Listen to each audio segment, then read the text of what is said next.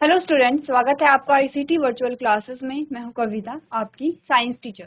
उम्मीद करती हूं आप सभी अच्छे होंगे और स्वस्थ होंगे। तो क्लास स्टार्ट करेंगे अपना चैप्टर, जिसमें हम बात कर रहे हैं यहाँ पे लाइव प्रोसेसेस के बारे में। और लाइव प्रोसेस में सबसे पहली प्रोसेस हम यहाँ पर पढ़ रहे हैं, दैट इज न्यूट्रिशन। हम बात कर रहे हैं न्यूट्रिशन के बारे में, जिसमें दो टाइप के न्यूट्रिशन हमारे पास आते हैं। Autotrophic mode of nutrition. Autotrophic mode में आपने क्या चीज़ यहाँ पर डिस्कस की है? आपने कहा कि फोटोसिंथेसिस के बारे में हमने डिस्कस किया है। टॉपिक चल रहा है यहाँ पे डाइजेशन, यानी कि ये hetero type mode of nutrition है। ये क्या है यहाँ पे? Autotroph mode of nutrition. ठीक है, तो जो चीजें हमने डिस्कस कर ली हैं आप लोग उन्हें रिवाइज करते रहेंगे। हम स्टार्ट करते हैं यहाँ पर अपना टॉपिक। प्रीवियस लेक्चर में हमने क्या पढ़ा था? यहाँ पे फोटोसिंथेसिस के बारे में बात हुई थी, जिसमें लाइट और डार्क रिएक्शन की हमने बात की थी कि फोटोसिंथेसिस जो है वो दो पार्ट में कंप्लीट यहाँ पर होता है। क्या क्या मेन इवेंट्स होते हैं इसके बारे में हमने डिस्कस किया था। साथ ही साथ स्टोमेटा क्या होता है उसके बारे में हमने यहाँ पे डिस्कस किया था। चलिए अब आते हैं यहाँ पे हेटेरोट्रॉपिक मोड ऑफ न्यूट्रिशन, यानी कि परपोषी प्रकार का जो पोषण होता है वो अलग अलग प्रकार का होता है। जैसे सैप्रोफिटिक की हमने बात की थी, जिसे मृतोपजीवी आप कहते हैं। ठीक है, जैसे कि आपने बात की थी पैरासिटिक की बात या पैरासाइट की बात, यानी कि जो परजीवी होते हैं और परजीवी प्रकार का जो पोषण होता है। आपने बात की थी होलोजोइक न्यूट्रिशन के बारे में। ये भी परपोषी प्रकार का पोषण होता है, जिसमें जीव क्या करता है यहाँ पे? भोजन को ग्रहण करता है और तब जाकर के फूड का ब्रेकडाउन यहाँ पर होता है। हम बात कर रहे हैं यहाँ पर डाइजेशन। एग्जाम्पल हमने लिया है। डाइजेशन क्या है? परपोषी प्रकार का पोषण का एक एग्जाम्पल आता है जो ह्यूमंस में पाया जाता है, मनुष्यों में पाया जाता है। और हमने कहा कि यहाँ पर जो हमारा डाइजेस्टिव सिस्टम है वो डाइजेशन को करता है। तो डाइजेशन एक्चुअली में क्या एक लाइव प्रोसेस है। जैसे कि फोटोसिंथेसिस एक लाइव प्रोसेस है, वैसे ही डाइजेशन क्या है? एक लाइव प्रोसेस है, यानी कि एक जैव प्रक्रम है। ठीक है, हमें ये देखने कि ये जो जैव प्रक्रम होता है ये किस प्रकार से होता है, इसके बारे में हम यहाँ पर डिस्कस करेंगे। डाइजेशन की बात अगर हम कर रहे हैं तो सबसे पहले हमने प्रीवियस लेक्चर में डाइजेस्टिव सिस्टम बनाया था। डाइजेस्टिव सिस्टम जो कि आपने कई बार बनाया भी होगा, तो आपको होमवर्क में दिया गया था, आप डाइजेस्टिव सिस्टम बना करके लेकर के आएंगे। तो मैं मान के चल रही हूँ आप लोगों ने डायग्राम बनाया है।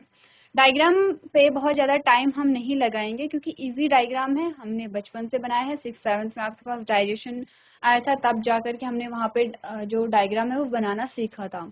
आपके सामने इमेज भी यहाँ पर दी गई है और साथ ही साथ आपको पार्ट्स ऑफ डाइजेस्टिव सिस्टम दिखाए गए हैं, जो कि आपने नोट यहाँ पर कर लिए होंगे प्रीवियस लेक्चर में।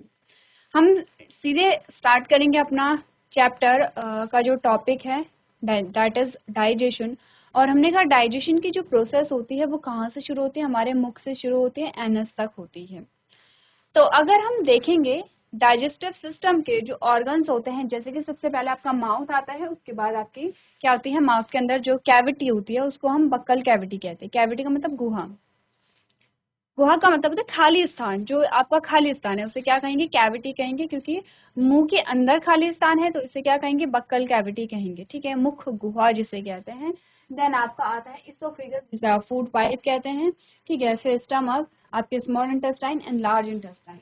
ठीक है, हमने कहा जो डाइजेशन स्टार्ट होता है वो माउथ से होता है और एनस तक होता है। तो फ्रॉम माउथ टू एनस जितने भी पार्ट्स आपके आते हैं, they are known as alimentary canal. क्या कहते हैं इसे? इन सारे पार्ट्स को हम कंबाइंडली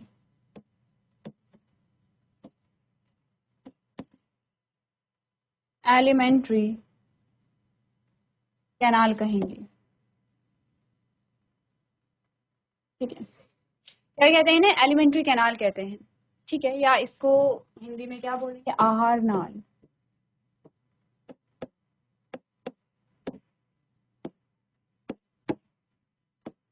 आहार नाल। तो कौन कौन से पार्ट्स आहार नाल में आते हैं? यानी कि माउथ की बात, माउथ आता है, माउथ के अंदर बक्कल कैविटी है। माउथ में क्या क्या होता है? आपके आपके टीथ होती है, आपके टंग होते हैं और आपका सलाइवा आता है। ठीक है, कहाँ? आपके माउथ में। तो हमने कहा कि हम एक एक करके यहाँ पे डिस्कस करेंगे कि मुंह के बाद खाना आपके फूड पाइप में जाता है। ये आपकी फूड पाइप नहीं, ये आपका विंड पाइप है, जिसे आप टच कर पा रहे हैं, that is your wind pipe. Okay, ये विंड पाइप है। विंड पाइप के पीछे जो एक पाइप होता है वो होती है आपकी फूड पाइप। तो फूड पाइप में जाएगा, फूड पाइप से आपके स्टमक में जाता है, स्टमक से आपके स्मॉल इंटेस्टाइन में जाता है। स्मॉल इंटेस्टाइन से आपके लार्ज इंटेस्टाइन में जाएगा, ठीक है, जो वेस्ट मटेरियल है, और एनएस के थ्रू वेस्ट मटेरियल बॉडी से बाहर निकल जाता है। तो हम सीधे स्टार्ट करेंगे यहाँ पर इंट्रोडक्टरी पार्ट में आपको यही बता रखा है कि जो फूड है वो हमारी बॉडी के डिफरेंट डिफरेंट कंपार्टमेंट से होकर के गुजरता है, यानी कि अलग अलग चैम्बर से होकर के गुजरता है। जैसे मुंह से जाएगा कहाँ, फूड पाइप में, ठीक है, फूड पाइप से हमारे स्टमक में। तो ये डिफरेंट चैम्बर्स हैं या डिफरेंट पार्ट्स हैं यहाँ पर डाइजेस्टिव सिस्टम के। तो हमने कहा जो फूड है वो हमारी बॉडी के डिफरेंट डिफरेंट पार्ट से होकर के गुजरता है। जैसे जैसे फूड आगे की ओर जाएगा वैसे वैसे उसका क्या होगा, डाइजेशन होगा। अब बात आती है थोड़ा सा डाइजेशन के बारे में, तो हम ये समझेंगे डाइजेशन होता क्या है, उसकी डेफिनेशन क्या है। इसके अलावा यहाँ पर हमें बता रखा है कि सारे पार्ट्स, आपके जितने भी डाइजेस्टिव पार्ट्स होते हैं उनको हम कंबाइंडली क्या नाम देते हैं, एलिमेंट्री कैनाल देते हैं। एलिमेंट्री कैनाल एक पैसेज है, एक पाथ है या एक नाल है जिससे हो करके जैसे जैसे भोजन गुजरेगा वैसे वैसे यहाँ पर क्या होगा, उसका पाचन होता है और फाइनली इसका एब्जॉर्प्शन भी हो जाता है। तो ये बातें क्लियर हो गई हैं। अब हमने कहा कि डाइजेस्टिव पार्ट्स के अलावा कुछ ग्लैंड्स यहाँ पर आएंगे, कुछ ग्रंथियों के बारे में हम यहाँ पे बात करेंगे, ठीक है। क्या क्या बात करते हैं हमने कहा सलाइवरी ग्लैंड हमारे पास आती है, लीवर हमारे पास आती है और पेनक्रियास हमारे पास आता है। इनसे सिक्रेट होते हैं कुछ, जैसे सलाइवरी ग्लैंड से सलाइवा निकलेगा, लिवर से बाइल निकलेगा, पेनक्रियास से पेनक्रियाटिक जूस निकलेंगे, क्योंकि पेनक्रियास से ज्यादा जूसेस यहाँ पर निकलते हैं, ठीक है। तो ये जो ग्लैंड्स होती हैं इनकी लोकेशन कहाँ पर है, तो एक बार आप लोग, जब हमने यहाँ पर प्रीवियस लेक्चर में डाइजेस्टिव सिस्टम बनाया था, जैसे हमने कहा ये क्या है, फूड पाइप आ गया है, ये क्या आ गया है, स्टमक आ गया है, ये यहाँ से क्या बन गई है, स्मॉल इंटेस्टाइन यहाँ पर बन गई है।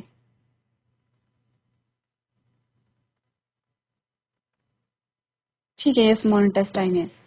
स्मॉल इंटेस्टाइन के बाद आपके पास क्या आती है, लार्ज इंटेस्टाइन आती है। ये हमारी लार्ज इंटेस्टाइन है, ऐसे, ठीक है।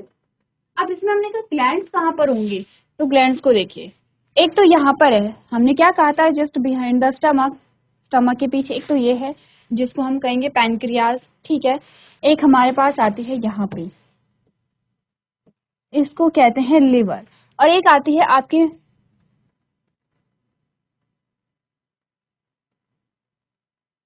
एक आती है आपके मुख में, आपके फेस में। आपके फेस में कुछ ग्रंथियां पाई जाती हैं जिन्हें हम सलाइवरी ग्लैंड कहते हैं। तो सलाइवरी ग्लैंड 3 जोड़ी होती हैं। एक जोड़ी आपके यहाँ पे आपके गालों में पाई जाती है, इस साइड में, ये जो आपके कॉर्नर्स होते हैं यहाँ पे, एक यहाँ पाई जाती है, ठीक है, लोअर जॉ में। एक आपके टंग के नीचे पाई जाती है। इनके नाम क्या है, यहाँ पे पैरेटिड है, तो पैरेटिड कहाँ पे होगी, आपके चीक में पैरेटिड होगी, ठीक है। सब मैंडिबुलर जो कि लोअर जॉ में होगा, ठीक है, लोअर जॉ यानी कि निचला जबड़ा, और सब लिंगुअल जो होती है वो आपके टंग के नीचे होती है। तो आपको यहाँ पर लोकेशन बता रखी है इनकी, ठीक है। अब ग्रंथियां जो है, ग्लैंड्स जो है वो कौन कौन सी है, एक तो ग्लैंड्स आपके यहाँ कहीं पाई जाएंगे, ठीक है, आपके फेस में यहाँ कहीं पाई जाएंगे, ठीक है, इस प्रकार से आपकी ग्रंथियां पाई जाएंगी। दूसरी ग्रंथि ये है लिवर, और तीसरी ग्रंथि ये है पेनक्रियाज। तो अब क्लियर है, यहाँ पर डाइजेस्टिव पार्ट के अलावा हमने यहाँ पर ग्लैंड्स के बारे में भी बात की है, ठीक है, क्लियर है इतना। आगे बढ़े, चलिए अब आपको यहाँ पर कुछ चीजें बता रखी हैं डाइजेशन के बारे में। इंट्रोडक्टरी पार्ट है, बेसिकली आपको ये बोला गया है यहाँ पर कि डाइजेशन का मतलब क्या है। यहाँ पर कोई भी जो सिंपल चीज है, एक्चुअली में हम क्या कर रहे हैं, फूड को क्यों ले रहे हैं, ताकि हमें डाइजेस्टेड फूड यानी ग्लूकोज मिले, और ग्लूकोज हमारी हर सेल तक पहुंच जाए, ग्लूकोज मिले और ग्लूकोज हमें हमारी सेल तक पहुंच पाए। ग्लूकोज को सेल तक पहुंचाने का काम करती हैं ब्लड वेसल्स। तो बेसिकली ग्लूकोज क्या होता है, ब्लड में ट्रैवल करके हमारी सेल्स तक पहुंचता है। तो आपने कहा कि ग्लूकोज तो इस फॉर्म में होना चाहिए कि वो ब्लड में ट्रैवल कर सके, यानी कि यहाँ पर ब्लड में आने के लिए उसे बहुत फाइन, बहुत सरल और बहुत सिंपल फॉर्म में होना चाहिए।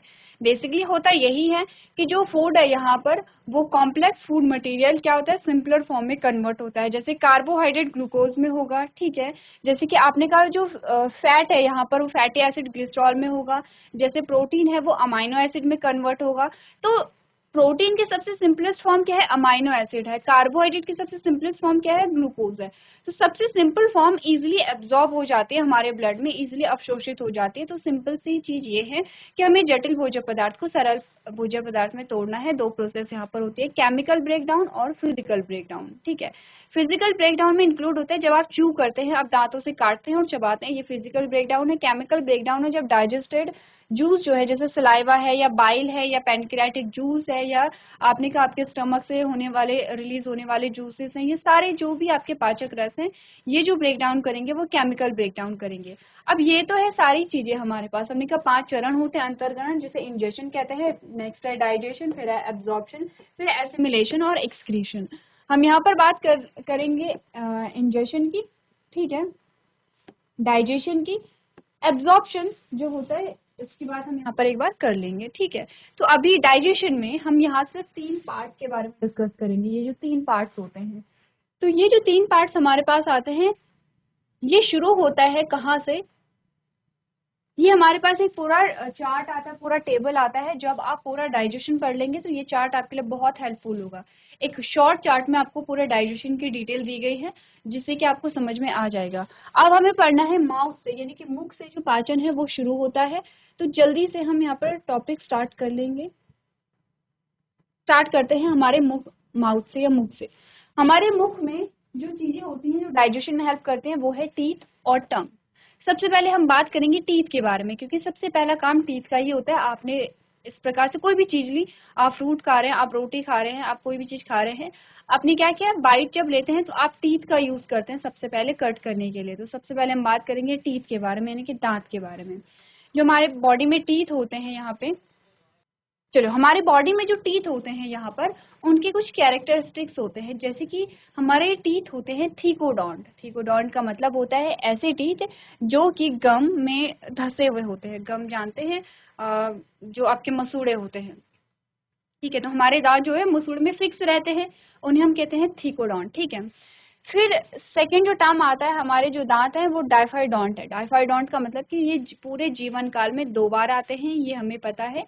पहले आते हैं मिल्क टीथ, जिन्हें हम दूध के दांत कहते हैं। दूसरे आते हैं परमानेंट टीथ, जिसे हम स्थायी दांत कहते हैं। ठीक है, क्लियर है इतना? चलिए, अब हमने और क्या बात की है, हमने यहाँ पर बात की है कि जो दांत होते हैं वो हेटेरोडोंट होते हैं। हेटेरोडोंट का क्या मतलब होता है, दांतों की जो शेप है वो डिफरेंट होते हैं। हमारे पास एक शेप के दांत नहीं होते, ऐसा नहीं है कि सारे जो हैं वो आपने का क्यूब शेप के दांत हमारे पास आ गए हैं, ऐसा नहीं है। हमारे पास अलग अलग दांत होते हैं, जैसे फ्रंट के हम देखेंगे चौड़े होते हैं, साइड के हमने कहा नुकीले होते हैं, और लास्ट के जो दांत हैं वो छोटे होते हैं और चौड़े होते हैं। ठीक है, तो हमने कहा कि इनका जो स्ट्रक्चर है वो डिफरेंट होता है। जैसे एक इमेज ये हमारे पास आती है, और इस इमेज में आपको दांतों की जो स्ट्रक्चर है वो यहाँ पे डिटेल में दिखा रखे हैं। इस दांत और इस दांत में डिफरेंस है, इस दांत और इस दांत में डिफरेंस है, इस दांत और इस दांत में डिफरेंस है, यानी कि ये आपस में एक दूसरे से अलग यहाँ पर होते हैं। ठीक है, अब इसके अलावा टीथ का स्ट्रक्चर हमारे पास आता है। तो हम सबसे पहले टीथ के स्ट्रक्चर के बारे में बात करेंगे, फिर टाइप्स ऑफ टीथ के बारे में बात करेंगे, जो इंपॉर्टेंट टर्म्स आते हैं टीथ से रिलेटेड उनके बारे में बात करेंगे। दांत जो है उसके सारे, आपको दांत का जो स्ट्रक्चर है वो एज इट इज बनाना है। ठीक है, नंबर 1 जो है वो है इनेमल। इस वाले भाग को कहते हैं इनेमल, जो व्हाइट कलर का आपको दिखता है, जिसे आप देखते हैं, ये सबसे हार्ड पार्ट होता है। ठीक है, दांतों का जो इनेमल है वो बॉडी का सबसे हार्डेस्ट पार्ट होता है। ठीक है, दूसरा है यहाँ पे डेंटाइन। सेकेंड नंबर पे डेंटाइन आता है, यानी कि बाहर क्या होगा, यहाँ पे इनेमल होगा, उसके अंदर होगा डेंटाइन।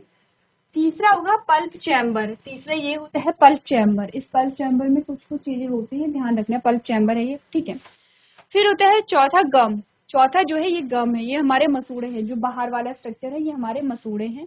पांचवा है रूट कैनाल। तो पांचवा ये है रूट कैनाल। ये रूट कैनाल कहाँ जा रही है, आपने कहा रूट कैनाल जा रही है पल्प चैम्बर में। ठीक है, छठवा है सपोर्टिंग लिगामेंट, यानी कि यहाँ पर कुछ लिगामेंट्स होती हैं। ठीक है, लिगामेंट्स का काम क्या होता है, यहाँ पर आपने का सपोर्ट को प्रोवाइड करना। ठीक है, फिर है नर्व्स एंड वेसल्स, जो हमारी नर्व्स होती हैं और जो हमारे वेसल्स होते हैं। अभी तक आपने जो चैप्टर आपके पास कंट्रोल एंड कोऑर्डिनेशन आया था उसमें अपने नर्व्स की बात की थी, और ब्लड वेसल्स भी आप समझते हैं। तो आपने कहा नर्व्स एंड ब्लड वेसल्स कहाँ पर है, 7th है, और ये भी कहाँ जा रहे हैं, आपके पल्प चैम्बर में जा रहे हैं। 8 है रूट एंड ओपनिंग। ये क्या, रूट एंड ओपनिंग यहाँ पर आती है। ये दांत का एक बार स्ट्रक्चर आपको बनाना है। ठीक है, आपको लेवलिंग दी गई है, इनेमल पहला, दूसरा यहाँ पे लेवलिंग की गई है। नंबर 1 पे आप इनेमल लिखेंगे, जैसे कि नीचे भी आपको नंबरिंग करके दी गई है और स्ट्रक्चर में भी आपको नंबरिंग करके दी गई है, क्योंकि टीथ का जो स्ट्रक्चर है वो हमें आना चाहिए। ठीक है, अब हम समझ रहे हैं कि पल्प चैम्बर में क्या क्या चीजें जा रही हैं। यहाँ पर हम समझते हैं लिगामेंट का क्या काम है, क्योंकि आपने टिश्यू पढ़ा है। नर्व्स और वेसल्स के क्या काम यहाँ पर होते हैं, गम्स के क्या काम है यहाँ पर। इनामल, जो कि आपको व्हाइट वाला पोर्शन दिखा रखा है, जिसे हम क्राउन और रूट भी कहते हैं। क्राउन और रूट समझ रहे हैं, हम दांत को दो पार्ट में डिवाइड करते हैं। क्राउन जो भाग आपको दिखाई देता है, रूट जो भाग हमारे मसूड़ में धंसा रहता है। ठीक है, तो चलिए आप लोग एक बार इसे नोट कर लेंगे। चलिए, अब कुछ टर्म्स जो हमने डिस्कस किए हैं वो मैं यहाँ पे लिख रही हूँ। हमने कहा हमारे जो टीथ की प्रॉपर्टी होती है क्या क्या होती है। एक होती है थीकोडोंट, ठीक है, एक होता है डायफाइडोंट, एक होता है हेटेरोडोंट। जो ह्यूमन टीथ होते हैं, मनुष्य के जो दांत होते हैं, उनकी तीन प्रॉपर्टी होती है, तीन कैटेगरी होती है। थीकोडोंट का मतलब होता है कि हमारे जो दांत हैं वो गम्स में क्या होते हैं, धसे हुए रहते हैं, फिक्स रहते हैं, सॉकेट में फिक्स रहते हैं। ठीक है, डायफाइडोंट का मतलब होता है कि जो टीथ हैं वो दो प्रकार के होते हैं, एक तो है मिल्क टीथ और एक होता है परमानेंट टीथ। तो हमारी पूरी लाइफ टाइम में जो दांत है हमारे वो दो बार आते हैं। ठीक है, इसे हम कहते हैं डायफाइडोंट। हेटेरोडोंट का मतलब होता है कि हमारे पास दांत चार प्रकार के होते हैं, उनकी शेप के अकॉर्डिंग और उनके फंक्शंस के अकॉर्डिंग अलग अलग प्रकार के दांत यहाँ पर आते हैं। ये टर्म्स हमें ध्यान रखने हैं, ये टर्म्स हमें पूछे जाते हैं, दांत से रिलेटेड हैं। इसी के साथ साथ जो आपका डायग्राम है वो भी इम्पॉर्टेंट है, वो भी मस्ट है। अब हमारे पास क्या आता है, दांत जो है वो टीथ के टाइप्स आते हैं, टाइप्स ऑफ टीथ आते हैं। 4 टाइप्स ऑफ टीथ होते हैं यहाँ पे, इंसिजर, कैनाइल, प्रीमोलर एंड मोलर। ठीक है, अब हमने कहा यहाँ पर जो चार प्रकार के दांत होते हैं उनका जो नंबर होता है, नंबर ऑफ टीथ कितने होते हैं। जैसे हमने कहा चार प्रकार के जो दांत होते हैं वो क्या क्या होते हैं यहाँ पर, incisor, canine, premolar and molar हमारे पास आते हैं। अब यहाँ पर चार प्रकार के इन दांतों में हम ये देखेंगे इंसिजर कितने होते हैं, कैनाइन कितने होते हैं, प्रीमोलर कितने होते हैं, मोलर कितने होते हैं। इसके अकॉर्डिंग हम यहाँ पर देखते हैं डेंटल फॉर्मूला। तो जो आपसे पूछा जाता है वो है डेंटल फॉर्मूला।